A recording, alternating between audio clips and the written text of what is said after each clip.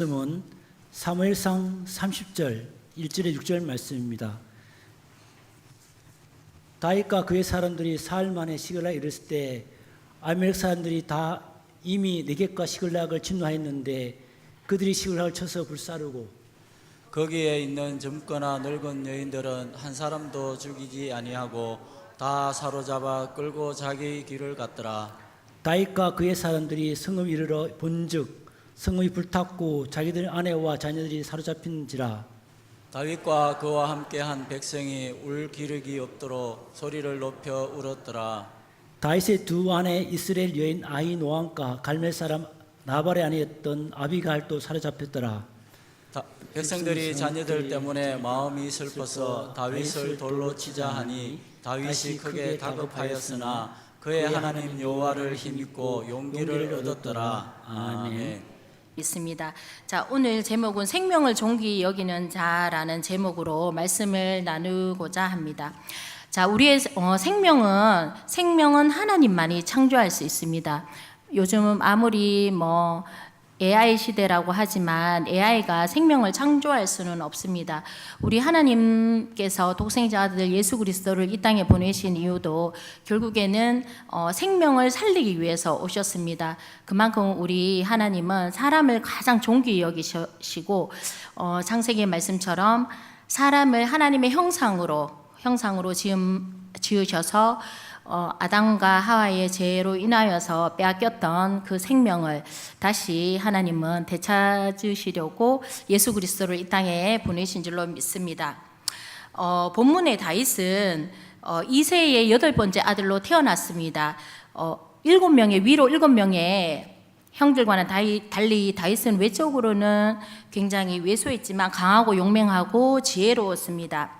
이 다윗에 대해서 성경이 어떻게 다윗에 대해서 하나님의 마음이 어떻게 표현하고 있는지 사도행전 13장 21절에서 23절 말씀을 우리 다 같이 합독하도록 하겠습니다. 그 후에 그들이 왕을 구하거늘 하나님이 베냐민 지파 사람 기스의 아들 사울을 40년간 주셨다가 패하시고 다윗을 왕으로 세우시고 증언하여 이르시되 내가 이새의 아들 다윗을 만나니 내 마음에 맞는 사람이라 내 뜻을 다 이루리라 하시더니 하나님이 약속하신 대로 이 사람의 후손에서 이스라엘을 위하여 구주를 세우셨으니 곧 예수라. 아멘. 자, 말씀처럼 하나님은 이 다윗을 내 마음에 합한 자라, 내 마음에 맞는 사람이라. 얼마나 이 다윗을 사랑하고 다윗이 하나님 마음에 들었으면 하나님의 뜻을 다 이루리라 하십니다. 우리 인간관계에서도 우리가 동업을 하거나 함께 한 방향을 보고 나아가는 사람을 택할 때도 일단은 마음이 이제 소통이 되는 사람이어야 될 것 같아요. 공감을 하고 서로가 가치관이나 어떤 지적 수준이나 정적인 어떤 이런 공감과 소통이 되는 사람이어야 되는데 이 다윗이 어떻게 해서 하나님이 이렇게 하나님의 마음에 합한 사람이었고 하나님께서 내 뜻을 이루리라고 할 정도로 하나님 이렇게 말씀하셨는지 우리는 사실 좀 의아한 부분이 있습니다. 왜냐하면 잘 아시다시피 다윗은 전쟁을 통하여 많은 피를 흘렸습니다. 많은 피를 흘렸고 또 이렇게 간음죄도 했고 정말 우리가 손꼽힐 정도로 살아가면서 다윗이 율법적으로는 그렇게 선한 사람이라고는 우리가 할 수 없습니다. 마태복음 1장 1절에 우리 신약의 마태복음 1장 1절에 아브라함과 다윗의 자손 예수 그리스도의 세계라 이렇게 말씀하고 있습니다. 어떻게 하나님께서 아브라함과 다윗의 자손 예수 그리스도를 소개할 때도 아브라함과 다윗의 자손 예수 그리스도의 세계라 할 정도로 이 다윗을 마태복음 1장 1절에는 소개하고 있습니다. 이것으로 봐서 우리가 구약의 율법을 통하여서 하나님께서는 의롭다 하심이 아니라 율법이 아니라 하나님의 은혜로 하나님께서는 각 사람을 의롭다 하심을 여기심을 알 수 있습니다. 우리가 율법은 종을 나타내는 거죠. 하갈에게서 태어난 이스마엘처럼 종은 시키는 대로 합니다. 그러나 저와 여러분들은 하나님의 생명과 성령의 법으로 로마서 8장 1절의 말씀처럼 생명과 성령의 법으로 우리는 하나님의 상속자가 된 줄로 믿습니다. 상속자는 하나님의 유업을 받아서 진리의 길, 자유의 길로 살아가는 것입니다. 그런데 율법으로 우리가 하면 거짓말하지 마라, 십계명으로 우리는 이렇게 우리 사람을 올가맵니다. 그런데 우리가 율법으로는 도저히 하나님의 의에 우리는 도달할 수 없습니다. 하나님의 유업을 받아 왕이 되는 길, 에베소서 말씀에 하나님 보좌에 앉으셨느니라 이렇게 말하고 있습니다. 다시 본문에 와서 이 배경을 한번 살펴보도록 하겠습니다. 이 말씀처럼 외적으로는 형들이 낳고 그 외적으로는 사울이 정말로 인간적인 눈으로는 멋있고 외적으로는 좋았지만 하나님은 그들의 중심에 하나님은 중심을 보시는 하나님께서 그들을 버리셨습니다. 결국 다윗에게 기름을 부으셨고 하나님이시니 다윗과 함께 하셨습니다. 이사야 말씀에는 너희가 내 앞에 보이러 오니 이것을 누가 너희에게 요구하였느냐 내 마당만 밟을 뿐이니라 이렇게 말씀하고 있습니다. 자, 이거는 결국 무엇을 말씀하냐면 하나님은 우리의 소유를 보지 않는다는 것입니다. 자, 우리 선악과를 취한 우리 인간은 사람의 소유를 봅니다. 보이는 외모, 그리고 학벌, 그리고 스펙, 그 사람의 어떤 물질, 소유를 보지 않을 수가 없습니다. 그러나 하나님은 우리의 소유를 보는 것이 아니라 예수 그리스도의 십자가 보혈의 피로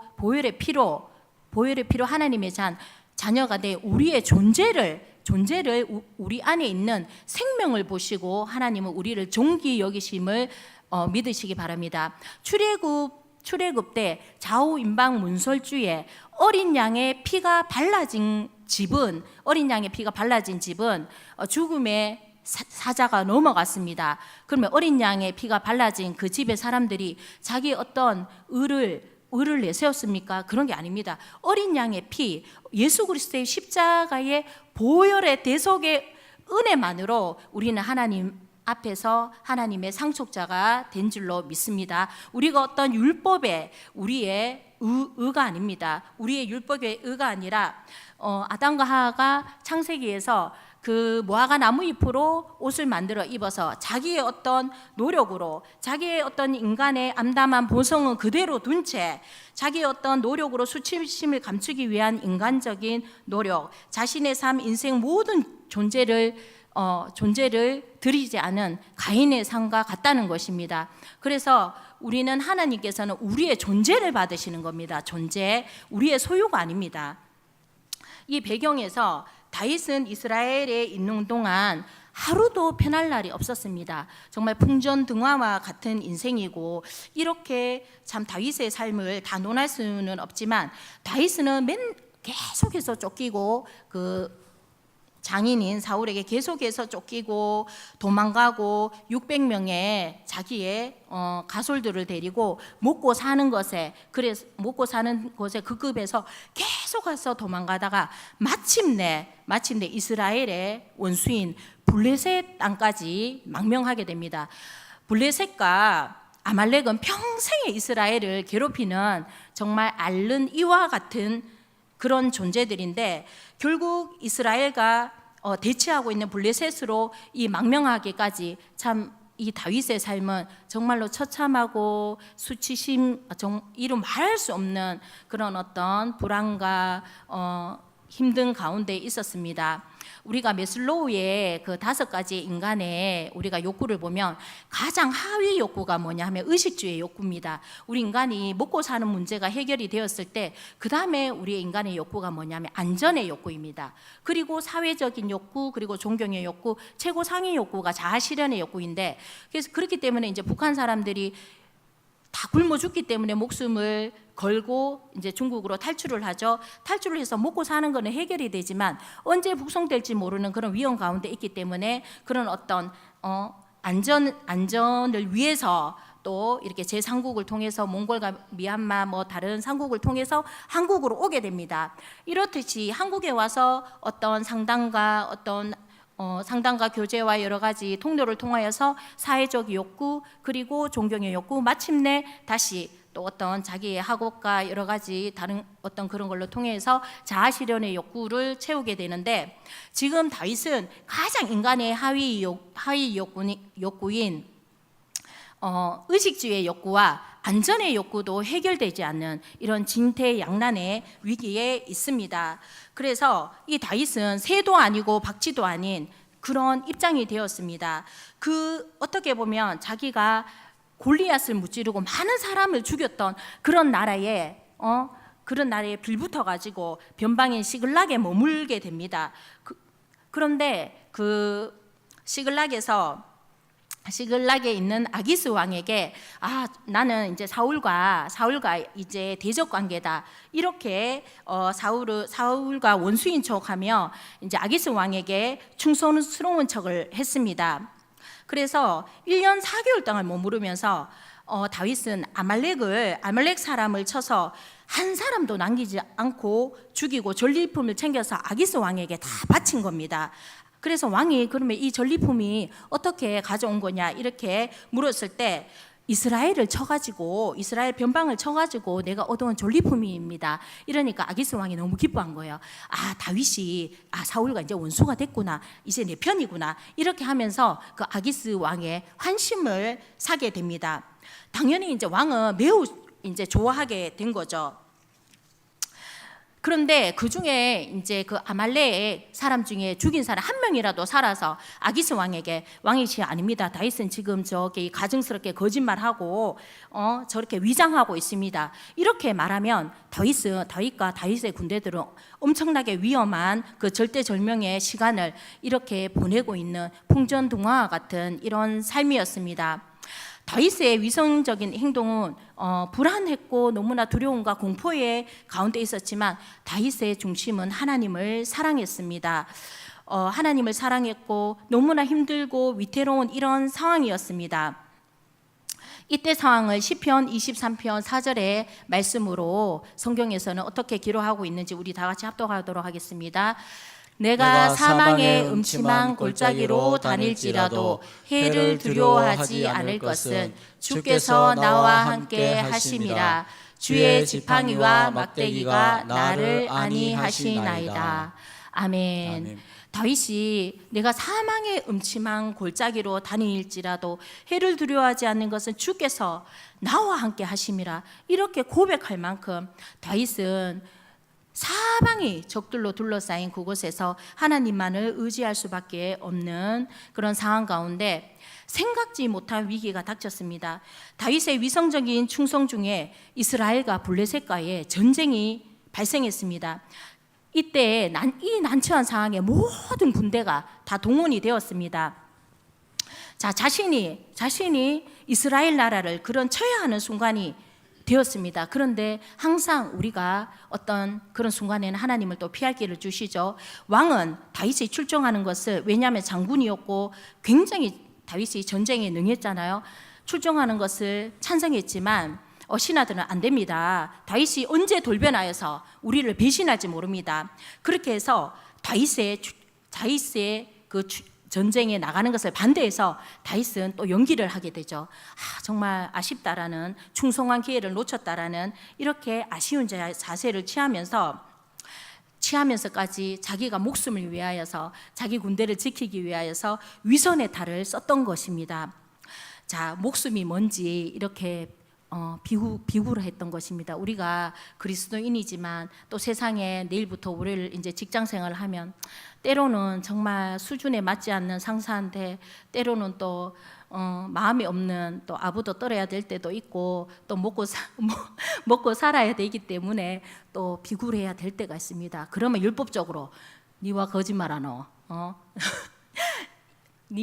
그렇게 말할 수도 있잖아요. 율법적으로 선악과적인 잣대로. 그렇지만 하나님께서는 우리가 착한 일을 하고 헌금을 많이 하고 우리가 어떤 우리의 소유로 하나님 우리를 기뻐하시는 거 아니야. 우리 존재, 우리 안에 십자가, 우리의 예수 그리스도의 보혈의 피, 예수님의 우리가 예수님 짤이잖아요. 그것을 보고 하나님은 우리를 존귀하게 여기시는 줄 믿습니다.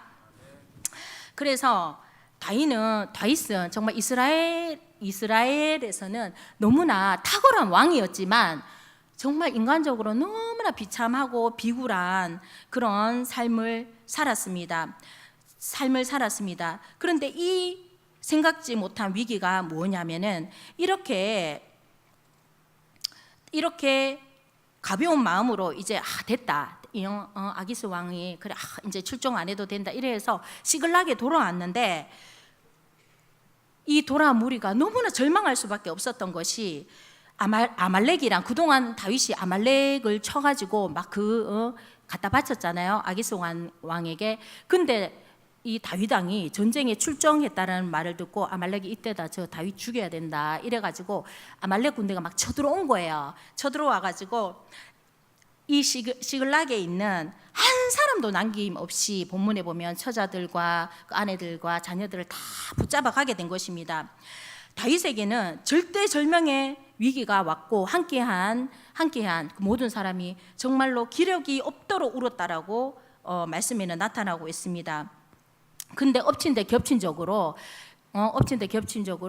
다윗의 추종자들까지 다윗을 죽이려고 합니다. 내 편이었던 사람까지 우리가 어떠한 위기의 순간에 보면 정말 내 편이었던 사람이 뒤돌아서고 나를 배신할 때도 있죠. 성경에 네 원수가 집안 식군이라 이런 말씀도 있는데, 그래서 저와 여러분도 우리가 살아가면서 인생의 어떤 절대절명의 순간에 누구나 할 것 없이 이런 시글락의 순간을 맞이할 때가 있습니다. 시글락은 다윗과 그의 부하들이 머물던 마지막 피난처였습니다. 사울에게 쫓기고 의지할 곳이 없던 다윗에게 유일한 안식처였습니다. 그런데 하루아침에 그것이 다 불타버리고 가족과 재산이 모두 사라졌습니다. 하지만 시글락 같은 절망의 자리에서도 하나님은 반드시 저와 여러분에게 다시 일어날 힘을 주십니다. 우리가 직장에서도 모든 노력이 한순간에 무너질 때가 있고 건강을 잃을 때, 그리고 나의 의지와 상관없이 가정이 흔들릴 때, 그리고 믿었던 사람에게 배신을 당할 때도 있습니다. 마치 시글락이 불타는 것 같은 그런 경험을 할 때가 있습니다. 다윗은 왕이자 장군이지만 그러한 가운데서도 자신의 영적 중심을 잃지 않습니다. 다윗은 에봇을 가져오라고 합니다. 에봇은 이제 제사장들이 입는 옷인데 하나님의 뜻을 이제 분별할 때 그 에봇은 옷이고 그 에봇 옷에다가 우림과 둠빔 그 옷에 포함된 판결 도구라고 생각하시면 되는데, 에봇을 입고 하나님의 응답을 기다렸을 때 사무엘상 30장 8절에 하나님은 이렇게 대답하십니다. 자, 다 같이 합독합니다. 여호와께서 그에게 대답하시되 그를 쫓아가라. 내가 반드시 따라잡고 도로 찾으리라. 아멘. 여기서 중요한 것은 다윗이 자기의 감정과 그런 급한 상황 가운데 자기의 생각대로 즉시 행동하지 않고 먼저 하나님께 물었습니다. 왜냐하면 전쟁의 승패가 내 능력과 다윗이 얼마나 전쟁을 잘했습니까? 그렇지만 전쟁의 승패의 결과는 하나님께 달려있다라는 것을 다윗은 알았습니다. 다윗은 늘 삶 가운데 하나님을 의지했고 하나님을 신뢰했고 신실하신 하나님 앞에 자기 인생을 맡겼던 것입니다. 다윗은 이 가운데 3일을 쉬지 않고 너무 피곤해서 지친 200명을 두고 나머지 400명을 데리고 아말렉을 추적합니다. 아말렉을 추적하는 가운데 그 아말렉의 종이었던 청년, 소년이라고 되어 있죠. 청년 애굽 사람, 그 병이 들어가지고 아말렉 사람들이 버려버리죠. 그래서 여기에서 우리는 사람을 이렇게 두 부류의 사람으로 볼 수 있습니다. 우리가 하나님의 사람은 그 사람의 어떤 존재로 그 사람을 바라보는 우리 영적 눈이 열리시길 바랍니다. 아말렉 사람들은 아말렉 사람의 유물론적인, 북한이 지금 그렇잖아요. 사람을 자기의 도구, 필요 충분 조건에 맞으면 삼키고 아니면 가차없이 뱉어버립니다. 그래서 생명을 존귀 여기는 그런 마음이 없습니다. 이미 종을 데려가봐야 병들고 자기들의 아말렉 군대에 필요가 없으니까 그냥 버려버리는 것입니다. 한마디로 사람을 소유로 생각한다는 것입니다. 우리가 직장에 갔을 때도 직장 상사들이 때로는 그게 이제 어떻게 보면 인격적 수준이죠. 그 사람을 소유로 우리 회사의 필요 충분 조건을 채워주는가, 우리 교회의 필요 충분을 채워주는가, 아니면은 그 사람이 지금은 연약하고 부족하지만 이 아말렉의 종, 애굽 사람 종처럼 병들고 지금 현재는 누군가의 도움을 필요한, 내가 그 사람의 손을 잡아줘야 되는 그런 사람이지만 그 사람의 존재, 하나님의 형상을 입은 존재로 바라보고 그 사람을 우리가 하나님의 마음으로 사랑하고 존중히 여기고 섬길 때 하나님은 지극히 작은 자를 들어서 하나님의 나라와 기적과 역사를 이루어 가시는 줄을 믿으시기 바랍니다. 여기에서 정말 이렇게 절대절명의 위기에 다윗과 군대들은 그 소년을 버려도 그 누구 하나 말할 수 없습니다. 왜냐하면 정말 내 살기 바쁘고 내 가족이 지금 현재 분초를 다투며 어떤 위기에 처해질지 모르기 때문에, 그러나 다윗은 그 가운데서도 이 아말렉 소년에게 먹을 것을 주고, 다윗과 군대들은 먹을 것을 주고 기운을 차린 뒤에 이 아말렉 소년을 통하여서 그 아말렉 군대의 그 위치를 알게 됩니다. 가장 값진 정보를 발견하게 됩니다. 우리 성경 말씀에도 지극히 작은 자에게 한 것이 곧 내게 한 것이다. 우리가 작은 자에게, 갚을 길이 없는 자에게 우리가 섬긴 것을 보시고 하나님은 저와 여러분들이 기근의 때에 정말 절대절명 위기 가운데서 하나님께서는 선한 길로 인도해 주실 줄 믿습니다. 그래서 사무엘상 30장 19절 말씀에 이렇게 말씀하고 있습니다.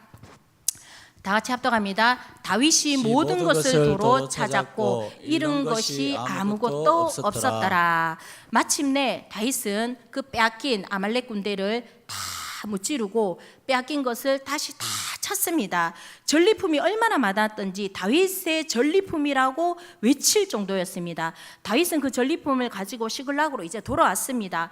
남겨진 무리 200명이 막 그들을 반겼습니다. 그 승리 후 다윗의 군대들 사이에 그런데 갈등이 벌어졌습니다. 전쟁에 참여하지 못한 자들에게는 그 400명 중에 전리품을 주지 말자. 우리가 이렇게 목숨 걸고 싸웠으니까 우리끼리 나누자. 저 200명은 안 갔잖아. 우리도 직장에서도 이런 일이 있을 수 있겠죠. 그러나 다윗은 말합니다. 전리품은 지킨 자나 싸운 자나 동일하게 나눠야 된다.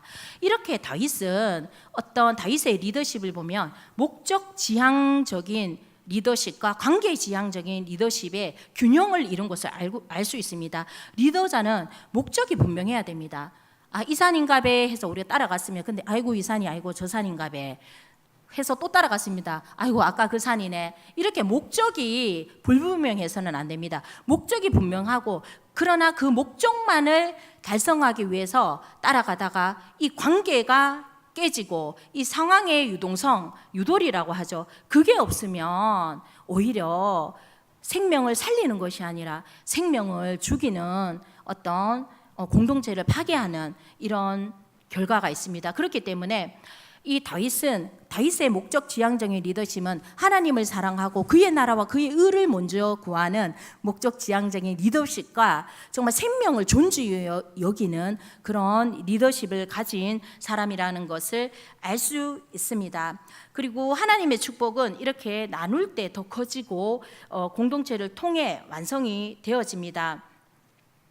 자, 이 승리는 다윗은 이렇게 고백합니다. 하나님이 주신 것이므로 전리품을 함께 나누자고 명령하는데, 사무엘상 29장 23절 말씀을 다 같이 우리가 합독하겠습니다.